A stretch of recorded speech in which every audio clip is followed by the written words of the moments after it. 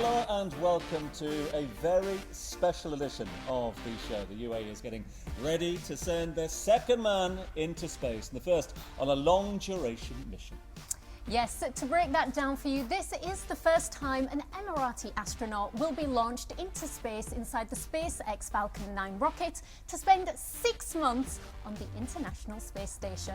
This is indeed a proud moment for all Emiratis and UAE residents, as astronaut Dr. Sultan Al Neyadi will become the second Arab to go to space, and it's daunting feat. Would you guys ever consider going to the final frontier? Would you ever consider it? Yeah, I'm not sure if I'm cut out for it, that's for sure. Yeah, I'm fascinated. I don't know, the 6 months in the space station I think might be a task too far for Tom. I don't know the Wi-Fi level up in space. Yeah, I don't think I'd be cut out for it, definitely not. I like to have my feet firmly planted on Earth, and I also was doing a bit of research about this. I don't even want to start thinking about how I would wash my hair in space. Well, the water's flying around everywhere, isn't it? Yes, I've heard it's not the easiest task to do when you're up in space. We could go into more details about it, but I don't think we will. You've got to be very patient indeed, that's for sure, because we've just been monitoring the pictures of the guys getting into the capsule at the moment, the Dragon capsule.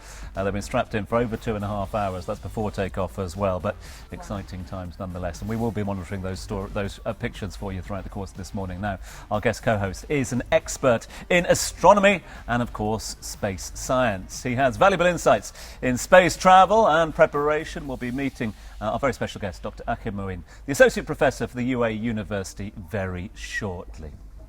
But very excited to be talking to Dr. Moin a little later on about Sultan Al Neyadi's iconic space mission and what it means, well, for all of us here as well. But it's not just us here in the studio. We'll also have our reporter, Dina Butty, live at the Mohammed bin Rashid Space Centre. Dina, in fact, is down there. How's it looking from the centre?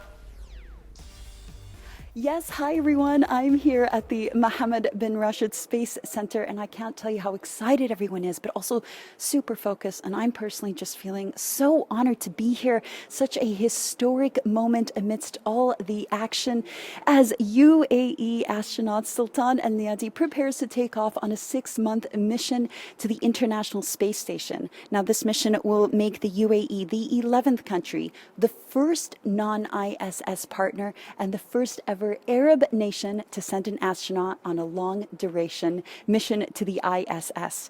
Now, in preparation for this specific mission, both Sultan Al Neyadi and Hazza Al Mansouri spent 2 years in training. We're talking thousands of hours here, whether it be spacewalk simulations or specialized training for day-to-day tasks like documenting events or preparing food up in space. So during Sultan Al Neyadi's 4,000 plus hours on board the ISS as the flight engineer, he will be conducting 20 research experiments, and we're hoping that over the next 6 months we will be hearing about his findings. As for now, I'm hoping to catch up with some of the team here and check in with you very shortly. Back to you in the studio. Thank you very much, Dina. I think that's the quietest I've ever heard Dina speak. Very quiet. The launch is, of course, taking place at the Kennedy Space Center in Florida, and we do have our reporter, Nasser Aboudia, who's on the ground. Tell us, Nasser, what's the energy like down there?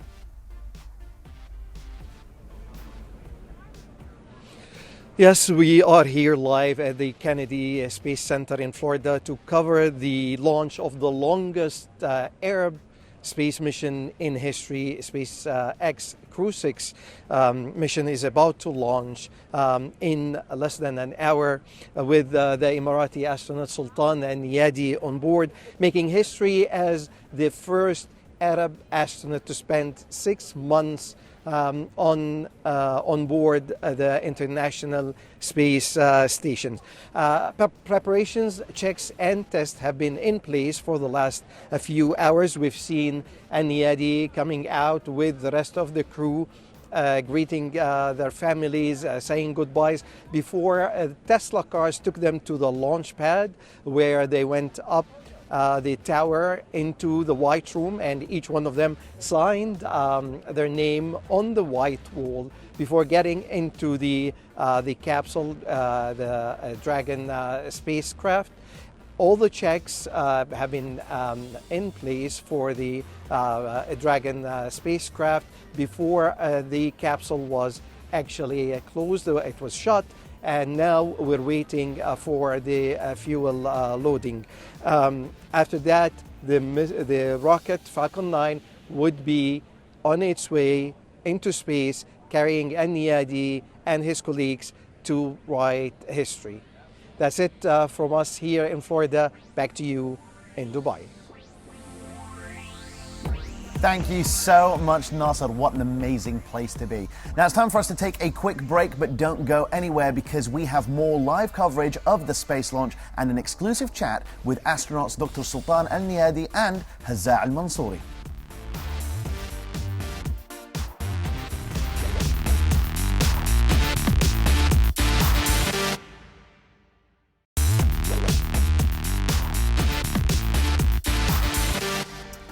Welcome back as we count down the launch. Now, Dua had a chance to have an exclusive chat with both of the UAE's top astronauts, Dr. Sultan Al Neyadi and Hazza Al Mansouri. So let's take a look. I am at the UAE in Space event at the Museum of the Future, ahead of the Mohammed bin Rashid Center's second mission into space, where this gentleman behind me, Dr. Sultan Al Neyadi, will be going to the International Space Station for a total of 6 months, making him the first Arab national to be in space for that long. I was very lucky to get a chance to catch up with both Dr. Sultan Al Neyadi and Major Hazza Al Mansouri ahead of their trip. Let's hear what they've got to say. Dr. Sultan, how are you feeling? I'm feeling great. I'm a bit excited. Hopefully it's going to be a very successful mission. 6 months is not a short duration, but I feel ready. Hopefully it'll be a very successful mission. Inshallah it will be. And Major Hazza, what advice do you have for your brother Dr. Sultan ahead of his mission? So Sultan, from the get-go, from the beginning, he was there for me, supporting me in the first mission as the backup crew. I am today here in the backup crew supporting him. So the big advice is to enjoy it and make sure that you enjoy the view from there, looking at Earth. Spectacular view indeed. So how has the knowledge and the training accelerated from your first mission to Dr. Sultan's imminent mission? Has the knowledge that you gathered while you were in space really accelerated the training for you? So basically the first mission was a short mission, an 8 days mission. So after that preparation, we went to NASA, Houston, Johnson Space Center, where we took the full qualification for training for long duration missions. We trained on the robotics arm, the Canad arm. We trained underwater, MBL training, which is qualified us to do spacewalk. And what else we did, Sultan? We did T-30 flying. I'm not a pilot. That's why I was envying Hazza being a pilot, but it was a piece of really interesting training to be able to fly and communicate with towers and being able to maneuver a very high-performance aircraft. I hear you've got over 20 experiments for your time in space. Any that you're most excited about that you can tell us, of course? What is exciting is me as a subject. So I'll be a subject to a lot of scientific experiments. They will monitor my sleep. They will monitor my hearing and vision and the cardiovascular. So all of these are subject to change in microgravity. So we do this before, during, and after the mission. So they want to do this test on us. I'm really excited to go back, land, and see what microgravity has an impact on me. So that is something I'm looking towards to see. We all know that Major Hazza took on his trip Balalit, Saluna, Madruba. What's on the menu for you? Hopefully we can get an Emirati food over there, but we still haven't confirmed what sort of Emirati food. I'm going to ask him something. What's your favorite one? Yes, good question. Well, if we have the possibility to take something, I would love to take my mother's cooking, but yeah, we can't. We have to find a way. Both truly inspirational gentlemen that represent the limitless vision and ambitions of this great country. Please join us in wishing them a safe journey and a safe return back to the UAE.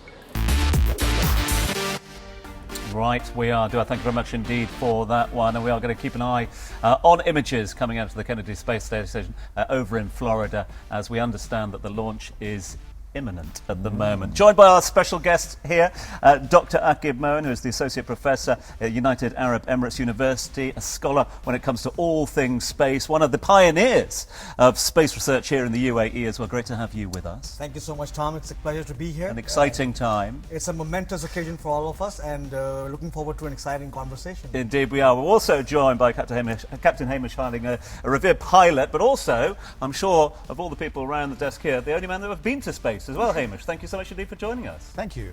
Yes, I was very lucky to go last year on Blue Origin up to suborbital. But this is full orbital, so this is the real thing. So I'm very envious. 6 months in the space station is something I would love to But do. it must still be incredible. Tell us what it's like, because we all imagined, I think, as children going into space. Is it sort of what you imagined, or was it so much more? It was an amazing experience. The view of the Earth from space is incredible. Well worth the trip. Amazing. In terms of what we can expect, and we are going to keep an eye on the images coming through from Kennedy Space Center. You were excited about the fact that we've got a night launch today as well. Is that going to be very different from previous launches? Yes, it's probably more spectacular to watch. With all the fire and noise at night, it's even more impressive. Normally it's in the morning, but this will be a full night launch out of Kennedy Space Center in a few minutes. And it's such an amazing occasion as well. Dr. Aquib, what does this mean for the United Arab Emirates exactly?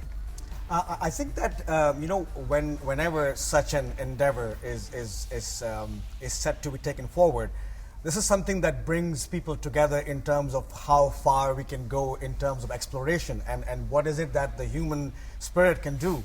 And as Captain Hamish just mentioned, that having a view of the Earth and the possibility of all the knowledge and the results of the experimentation, that can advance us like anything else that could ever be imagined on Earth. And I think all of us, the UAE residents and the UAE citizens, we all have a lot to learn from it. And I think that this is something that is not only a national pride, but it also brings in a lot of activity in terms of research and engaging youngsters and bringing in newer education programs and so forth. So in my opinion, I think that this is something that can be a catalyst for something which is enormously high potential for generations to come. Watching images of the Kennedy Space Center in Florida, Hamish, we understand that launch is imminent any moment now. What's going through the crew's minds at the moment? Well, I would think that they're hoping for an event-free countdown. Quite often the countdown gets stopped. It doesn't have to be a serious problem, but there can be something that needs more investigation.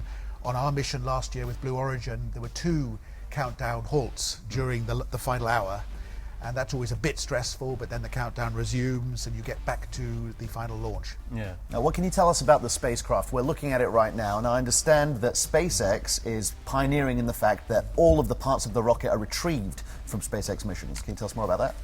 Yes, this is the way they bring down launch costs. The ultimate goal is to bring it down to $1,000 per pound launch into orbit for cargo payload missions. But they're not quite there yet on the Falcon Heavy, but this is the Falcon 9, which is the main rocket they use at the moment. It's called the Falcon after the Millennium Falcon, which was one of Elon Musk's sort of jokes after the Star Trek Millennium Falcon. He likes a joke, doesn't he, Elon? He does. There's quite a few interesting names involved in the different craft. And it's called the Falcon 9 because it's got 9 Merlin engines that launch the first stage. Now, the first stage is the bit that's reusable. The first stage comes back to land either on a barge offshore or occasionally back onto onshore. And the second stage, which is the one that gets it towards orbit, is only 1 engine, and that one is not reusable. So you lose the second stage, but you regain the first stage, which reduces cost a lot. And of course on the top, the third bit is the Crew Dragon itself, which is the one with the payload or the astronauts. And that, of course, comes back to Earth under a parachute into the ocean eventually. Just getting word through from Florida that we are 2 minutes away, 2 minutes until takeoff, so 2 minus 2 minutes at the moment. We'll keep an eye on those images. Dr. Moin alongside us as well. We're looking at what is going to be a historic morning, a historic day for Emirati space programs that have been ongoing for what, since 2017, 2018, since they've been put in place. Since that time, have you noticed a growth in the interest, a rise in the interest for Emiratis, but also those resident here getting involved in space? Absolutely. I think, Tom, so what I have witnessed, I mean, I have been involved in designing and developing education programs around the space domain, and what we were tasked to do to develop R&D programs that would engage students in and youngsters in what is to come. But I think that the primary driver and the primary driving force behind all of that activity is that something is actually happening on the ground. Yes. It's not just that it is being kind of encouraged or built, but there are real projects. We saw Emirates Mars mission launched not too long ago, and now we have this the second astronaut going for a 6-month period, and the wealth of data and information that's going to come back to Earth, to us. And there would be a lot of other ways for youngsters to get engaged. For example, I mean, there are youngsters who are very much excited to see, let's say, for example, what the data on the astronauts' health would tell us. You know, how would you experience space? What is that experience like? And I think they are very excited to be a part of the whole mission and the part of the journey that going to space is. And not only that, what is going to follow, you know, the legacy of this second astronaut launch after the first launch of Hazal Mansouri, that is again going to bring them in with a much more, high potential and high spirit in order to be able to not only work on themes related to space travel, but, you know, the thing is that this turns into an ecosystem. Yeah. You have the research on, let's say, atmosphere of Mars on one side, and then you have research on astrodynamics and designing an orbit, and that is something that fascinates youngsters quite a lot. And so we have people who are increasingly, approaching us that how can we get into this. So we tell them that the first thing is that you get the proper education for that. So the momentum and the whole environment and the atmosphere for that is really, really promising, in my opinion. Captain Hamish, how has the technology changed from the first space mission to the current one that we're about to see right now? Well, the first UAE astronaut went up, of course, on Soyuz, which is a very effective Russian platform going out of Kazakhstan, but it's a very old technology. The Soyuz was around since the 80s, and so the first astronaut, he went up on MS-15 Soyuz program. They're now up to MS-23. That was what they were both trained on, because remember, both astronauts got trained on the original Soyuz craft and the ISS, because the second astronaut was the backup to the first, and now it's vice versa on this program, which they've been training on for the last 7 or 8 months. And now the modern technology is so much better, of course, on the Falcon 9. This is the latest technology. It's only been moving astronauts to space for the last 2.5 years or so. The whole program is only about 10 years old from the experimental stage. So SpaceX is a very modern technology. There are glass cockpit screens above the Crew Dragon. It's just like being in a state-of-the-art jet. And even the spacesuits are designed by Jose Fernandez, I believe. Taking into account every single detail. Yes, the Russians never really went into how it all looked design-wise. Dr. Aquib, we are very close to the actual launch, but I wanted to ask you, and Captain Hamish, maybe you have some insight on this. How far away, and it's a big question, do you think we are from the UAE actually conducting these launches? I think what we're talking about here is a launch capacity, right? And I think as we stand today, there are just a few nations who are capable of actually sending humans into space. But I think UAE would certainly like to have that capability built up over the next few years, I would say, because once you have established the technology and the infrastructure to develop satellites which are, qualified to be launched in space, the natural next step is to be able to launch them themselves. And then, as Captain Hamish was mentioning, with the emergence of all these new entities like SpaceX and all the others, the capabilities of doing that in collaboration with others and things done in a lot more distributed way rather than a few nations doing it. So I don't see any reason why in the next few years the UAE would be looking at deploying a launch station here. That would be incredible. Captain Hamish.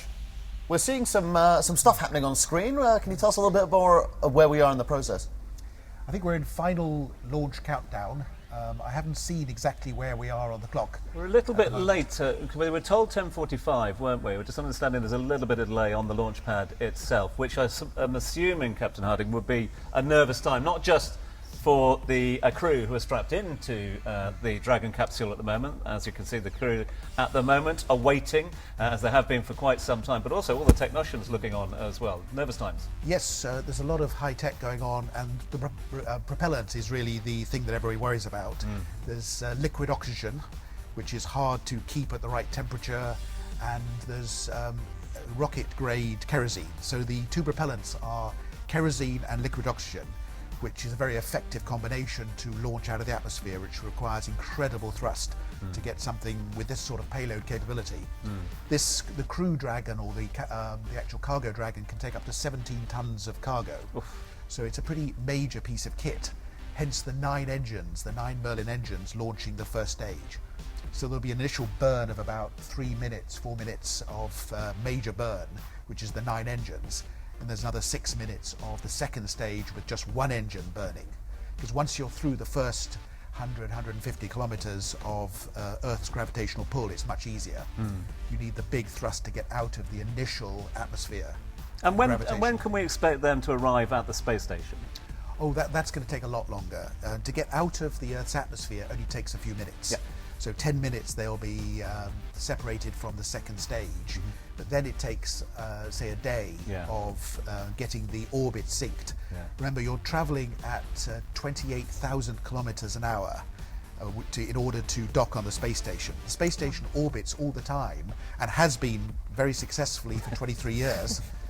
And so you're doing 28,000 kilometers an hour, orbiting the Earth 16 times a day at 400 kilometers above the Earth. So it's a really major piece of synchronization. Get the timings right. To actually dock without crashing into the space station. Of course, So, gentlemen, can you tell us what's happening on screen now? Obviously, we're seeing, I don't know if that's smoke or is that the propellant you were talking about earlier? That's the supercooled liquid oxygen, just causing condensation and emissions. I don't think there's anything unusual at all about that. You'd see a lot of that on any launch. So the mission is about to be underway then? Yes. As far as we understand, that's the reports we're getting from Mission Control at the moment. Obviously, you're watching images that we're watching at the same time. No reason given for the delays as yet, rather than just, I'm sure, making sure that everything is in place. So, fingers crossed, we are just a few moments away from the launch. Dr. Aquib, just in terms of the space station itself, I think the point that you made a little earlier on is key. A lot of people will be tuning in here going, okay, yeah, but why are they going to space? What's the point here? And this is not a trip. This is not space tourism. This is a working trip. 6 months of ongoing tests, results, experiments being conducted by all the crewmen upstairs. I think this is one of those questions that I get asked quite a lot. That why do you want to first of all, spend all those resources in sending people into the orbit, and then what actually comes out of it? I think and there are a few very convincing answers, I can tell you that, which I would allude to in a moment. So I think, as you rightly said, Tom, that so Sultan Al Neyadi, our own astronaut, he's going as a mission specialist, right? So what happens is that they have a schedule to conduct a number of experiments. For example, one of the things that I'm quite interested in is experiments under microgravity, that how things would change in terms of the astronaut's physical condition when they're there. But it's not only that. You work on genetics, and you work on, let's say, organisms that are living on your body. So the reason why we want to do that is that actually advances your knowledge into those disciplines, which in turn helps you solve problems that you have back home, right? So for instance, if we are capable now of launching a spacecraft, so now we understand how an object orbits around the other. So we started with that, but now look at us, that we are kind of aiming at landing back on the moon again, and the next stop is Mars itself. And I think what I always say is that I mean, if you look at back at Earth, so you have various kinds of crises. You have climate change going on. You have other issues which are facing us right now, actually. So as you start to understand the scientific origins of things and also the behavior of those things as they change, subject to different kind of forces, non-gravitational, gravitational forces in different kind of environments, then you bring it back, and that is something that helps you address things back home, and eventually that comes into the society benefiting mankind. We want to pick up on this in just a few moments' time. Just getting confirmation that there is a little bit of delay from Mission Control. We're told that the new launch time that we're being told is 11:10, so 10 minutes past 11. We'll get back with our special guest in a few moments' time. It's a special from DXB today. So please do make sure you join us after a short break.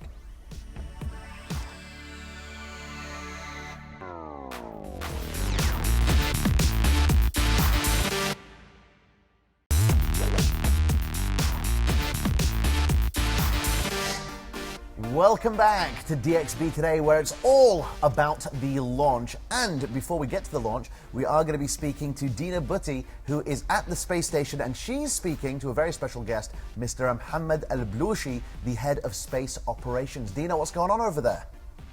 I'm here with engineer Mohammed Al-Blushi, the manager for the space operations section. Such an honor to be with you here today. Now, today is a historic day. What has it been like to the lead up of this day? How have you been preparing? How do you feel?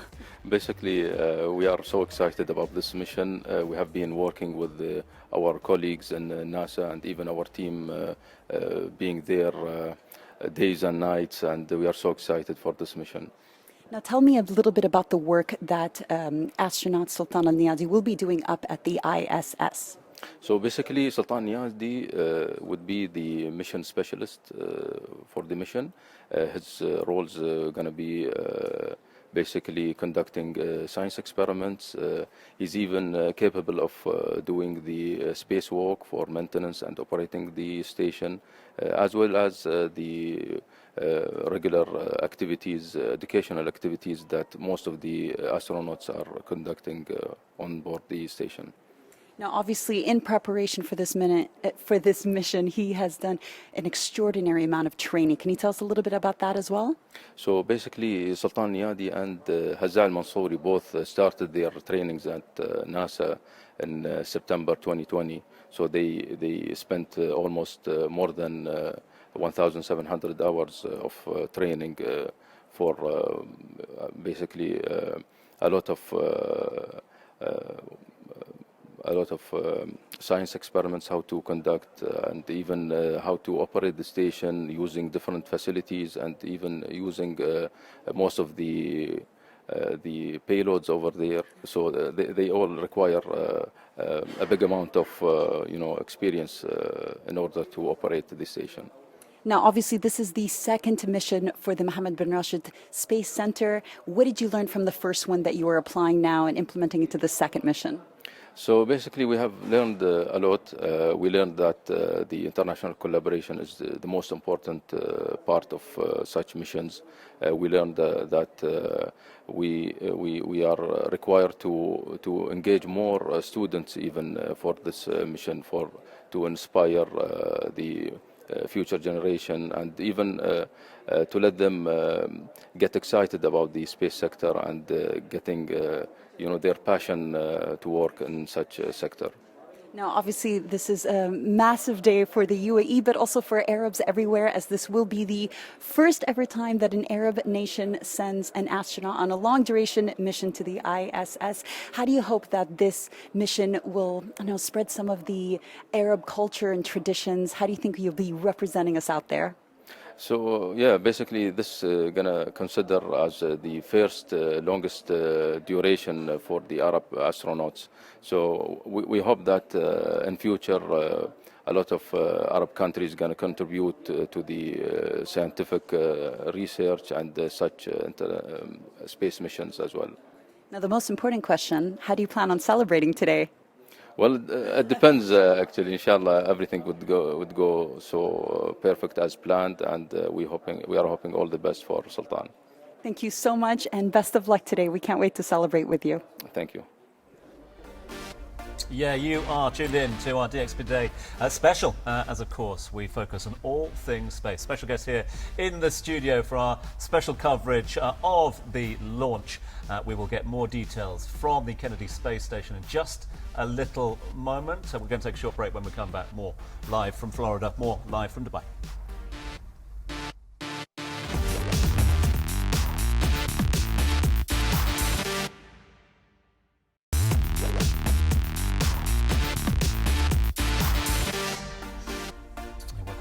DXB Today special as we are monitoring the imminent launch of the latest UAE space program as we look into the second Emirati into space. We are, however, Faris, getting a few reports coming through from Florida at the moment. Certainly we were made aware of the fact that there were going to be delays to the launch.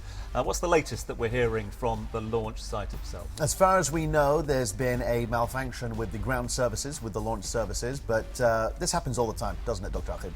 Oh, definitely. I think what they try to make sure, and it's better safe than sorry. So I think that there are these final checks that go all the way up to the launch time, and then they need to make sure that the launcher, the rocket itself, talks to the ground station effectively, and then there is and the fact that all the systems respond as they're supposed to. And I think they go ahead and they can even postpone or delay an event which if it is in any way risky for the astronauts, because the safety is the priority, and it should happen in a safe and sustainable way. So I think it is pretty normal in the space industry that, you know, based on your real data that indicates that there could be a problem with the launch and they could risk the astronauts or any kind of larger scale damage, they do hold it off, but then certainly they will reschedule it at another date. I mean, Captain Harding, that happened to you, didn't it? Yes, last year we were scheduled to go to space in May, and we were about to launch out of the Texas launch site of Blue Origin, and there was a malfunction on the rocket just before launch, and we had to abort the launch for 2 weeks, and we all went back to home. I came back to Dubai and then went back again for the launch a few days earlier before the new launch, which was successful. But even the new launch had a few delays on the day when countdown stopped. So if I recall, the actual malfunction that we had on the original abort was that the backup system to the backup system on the capsule eject system was failing. So it was something that if it had happened during the actual launch, it wouldn't have been at all significant, but they can't launch if all systems are not working perfectly.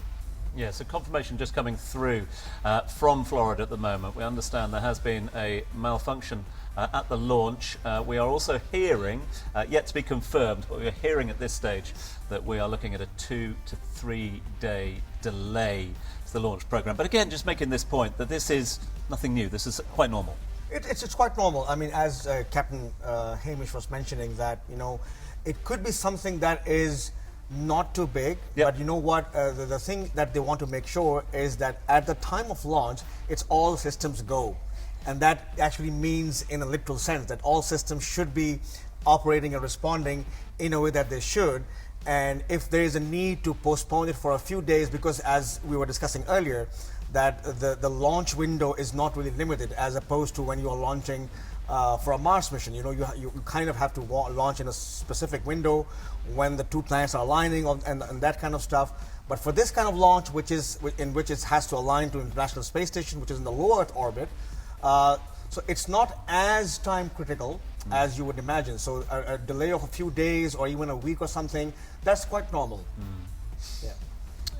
And Captain Harding, I mean, just to make that point again as well, I mean, we're talking about the fact that we have a crew that is getting ready to, or got themselves mentally ready to going to space today. They will now have to go back, and if we are led to believe that it's going to be 2 to 3 days, that they'll have to reconsider that. I'm sure obviously the training has prepared them for that. But again, it goes to this point that Mission Control are not going to let that spacecraft go to space if there is any doubt whatsoever.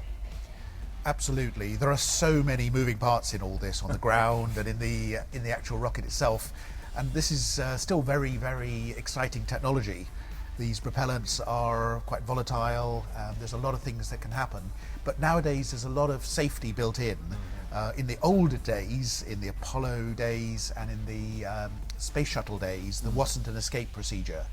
In the space shuttle, out of the 135 missions, there were 2 disasters where unfortunately everybody died. Nowadays, the capsules can eject, so there's a very good chance of surviving even a complete rocket malfunction in the air. And both the Blue Origin capsule and this Crew Dragon SpaceX capsule can both eject even on the launch pad. If something goes wrong during the actual launch on the ground even, the capsule will eject and will come back down on a parachute. So there's a very good chance of survival even in the event of the worst kind of malfunctions. I mean, it's not all happening in space, isn't it? Of course, the Space Centre here in the UAE is doing a lot of work, a lot of technology. Can you tell us a bit more about what is being developed here in the UAE? Absolutely. I think that what is really remarkable about the development and the evolution of the space sector here is that it was a dream and a vision, as anything would be at the time of its beginning. And the idea was to develop the capability to be able to explore space and not only launch satellites which can look down, but also launch space missions that can go beyond the Earth orbit and go all the way up to Mars, which we also witnessed that happen, right? So it's not a dream anymore. But I think what I'm really excited about and what I'm also involved in is that, you know, there are many different kind of activities which are taking place right now, which is developing the capability to continue this satellite launch streak, right? So after the Mars mission, there's another one which is in plans, and then there are, like, for example, missions like remote sensing, which would help study the UAE better, study the desert dynamics and all the other things. And in addition to that, what will come out of it are the spin-offs, right? So you develop technology for, let's say, a spacecraft that will allow you to develop a better camera. So that's all of that also happening. So I think it's not only just one, subdomain we're looking at. It's as I always say, it's an overall ecosystem that evolves along with that.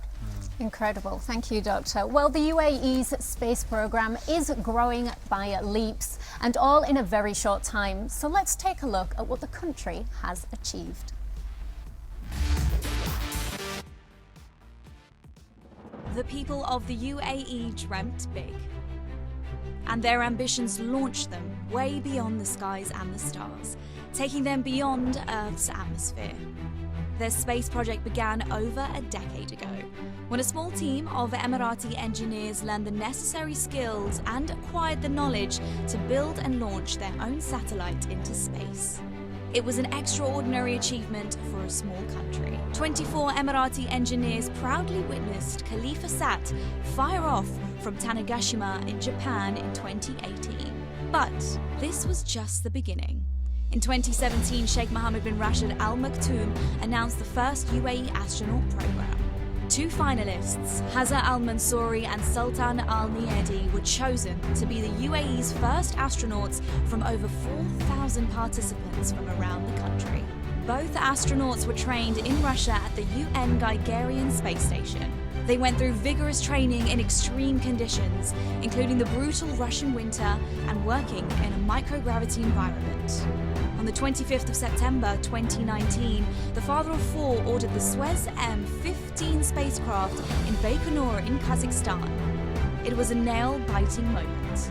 The entire nation was glued to their screens, watching their beloved astronauts leave Earth and become nothing but a ball of fire flying into space.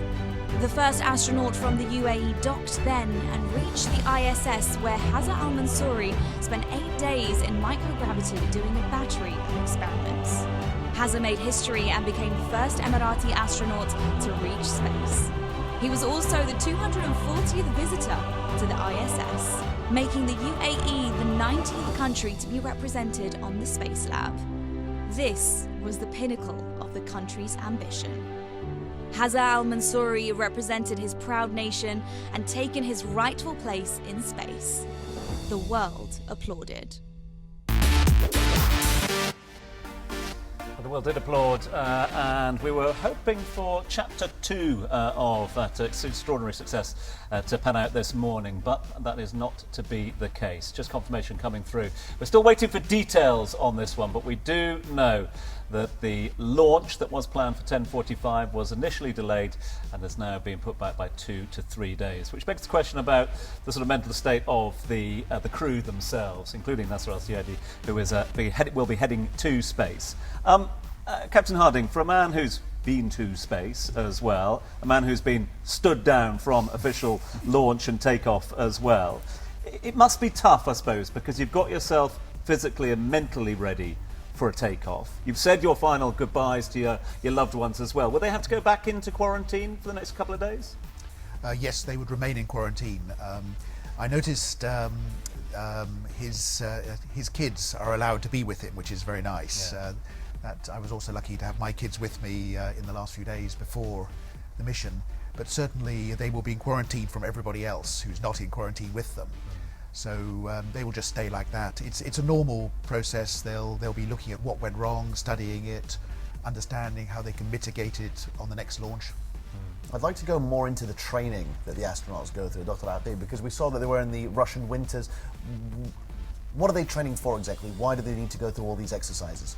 I think that, the primary focus of those training is to prepare the astronauts to deal with the environment that their bodies are not really familiar with, right? So the first thing that comes to mind is that our bodies are attuned for, to survive in this 9.8 meter per second squared gravity field. But then suddenly you are in that constant free fall state, which you call microgravity. So your body and your bodily functions, they respond a little bit differently. For example, there's a chance that the fluid in your body would go all the way up to your head, which can cause headaches or affect your vision. And then there is muscle loss or some sort of bone density loss, which is not really normal for us, and we don't experience it that. So the rigorous training that they go through is to kind of train not only their physique, but then there is, I think, one very important part of it is the psychological training, because it's sort of like in isolation and confinement in a box for that period of time, whether it's 2 weeks or 6 months, it's long enough period. So they are kind of put into this environment which simulates microgravity, and then they are taken through different kind of exercises which will train their muscles and bones to respond to that environment. And finally, they are given sessions and they have consultations on how to deal with the psychological effects of being in that box for so long. So I think there's a lot. It's a long training. It's 2 years. In some cases, it's 3 years. But that is something that the best they can do, because the actual situation that you face is in space itself. You cannot recreate the whole thing, but you can do your best to sort of make them a little bit more familiar than the rest of the people who are not really into that. Incredible and very intense training indeed. Now, Dina Bhatti actually had a conversation with the first Emirati astronaut after his mission. So let's take a look. You obviously underwent some rigorous training. When you actually went out into space, what was something that you didn't expect? What was the biggest surprise that you encountered? Actually, I think the view of Earth from air. I saw a lot of pictures, a lot of videos, but looking at Earth from 400 kilometers while you are floating, it's something that I will not forget and will always appreciate. And I always remember that between countries, there's no borders. Lesson learned I took with me from space to everyone here on ground.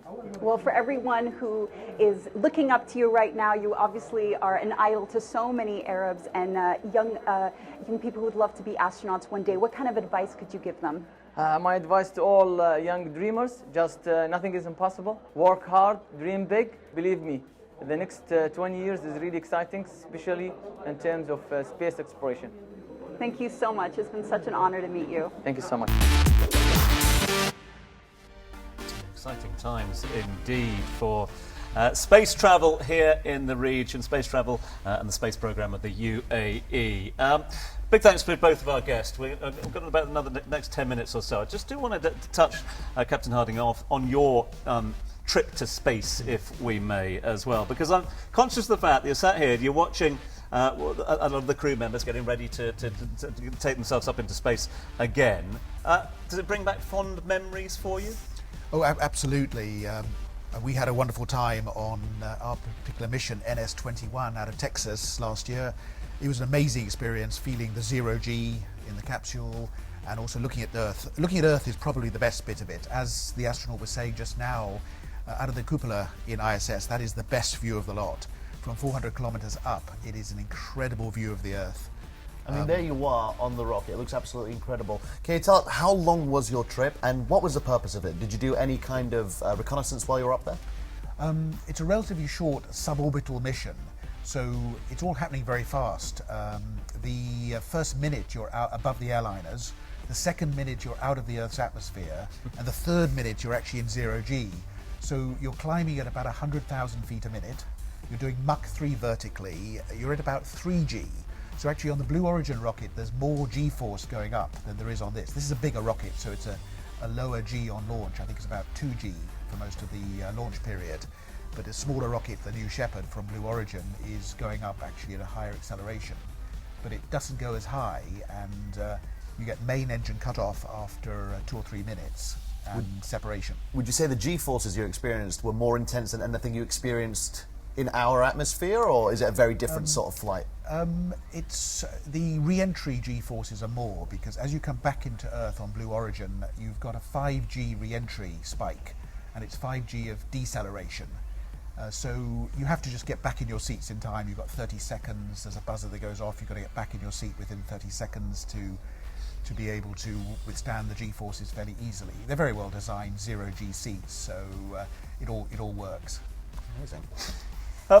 I want to find out a bit more about the space program. Yes, okay, a little bit of a hurdle on the space program today, but it's all part of that learning curve at the moment. And as we've all said, people will learn from what we've learned this morning, what has happened or hasn't happened this morning as well. In terms of the space program as a whole, the opportunities of space, is that one of the reasons why the UAE is so vocal, so active in exploring space at the moment, given the vast opportunities that exist there? Absolutely. I think what we are seeing right now is this big boom in the space sector. Yeah. Because if you go back 20, 25, 30 years, what you would see is there are a few key players. Like, I mean, whenever you think, or a youngster would think of space, the first word come to mind is NASA. Right? NASA is the entity that does space, right? But then what we saw is that it kind of started to trickle down from there, and then it actually universities and research groups became much more active in contributing to what NASA does, and that's what the model that was implemented here as well. That you have these entities who are directly involved in carrying that forward, but then you have the engagement of the universities and all the other entities.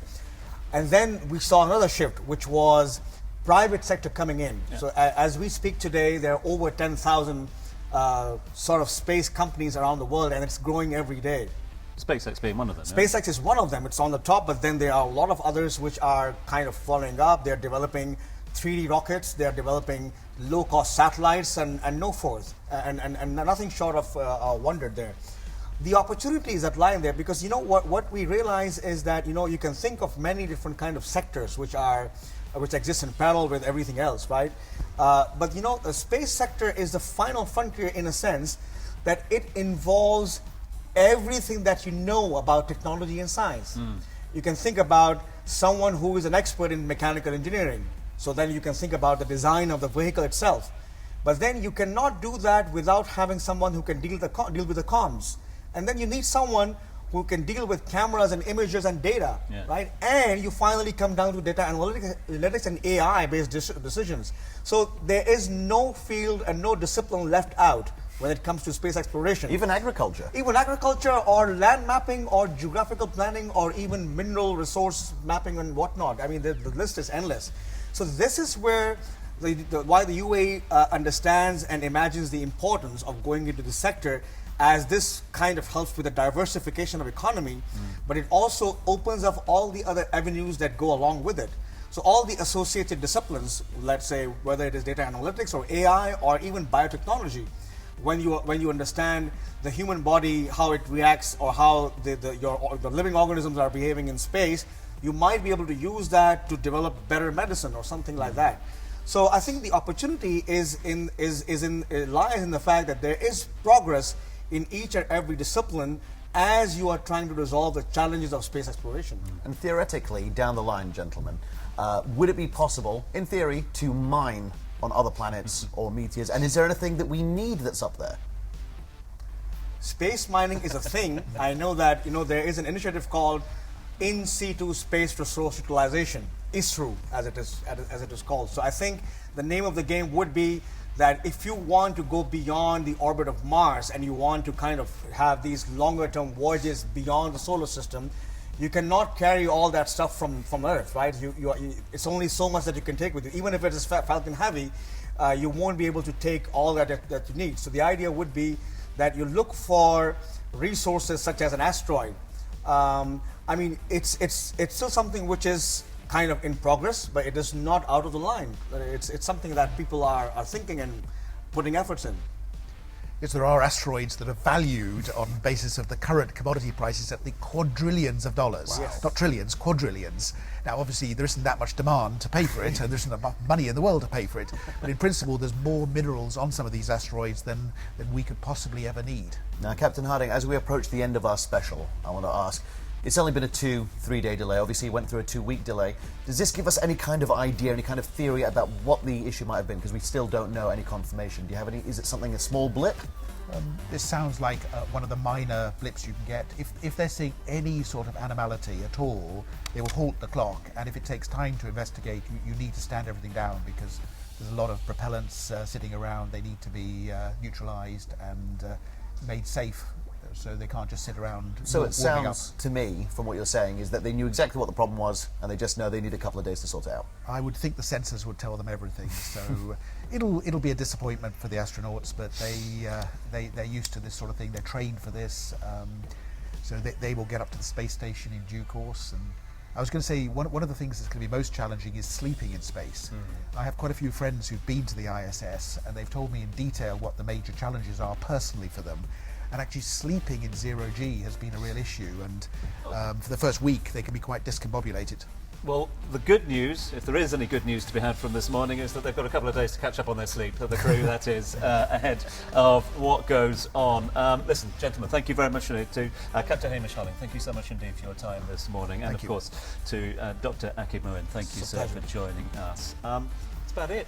We will be back. Hopefully. We'll be back, yeah, you know. In a couple of days. In a couple of days' time. T-minus 72 hours or thereabouts. Hope you've enjoyed this DXB Today special. We'll see you again tomorrow. Bye.